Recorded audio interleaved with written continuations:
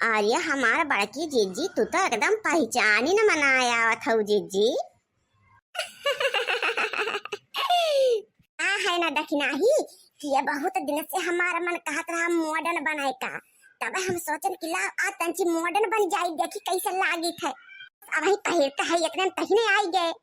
मुला बड़की जिज्जी के सब बैरिया लगाए है अपने लगा चटकाए है लागत बका गो दे ऐसे। अरे नाही रे दखी नाही वह कलुआ आवत रहे तो कहीं ला बड़की अम्मा बैर खाए लिया तो हम कहन कुछ लेहन ना रहन झिल्ली सिल्ली तो हम कहन कहां रखबे कई लावा यही में टांग लई तो वह पिनिया लगाई के यही बिलाजो ऐसे टांग ले हई।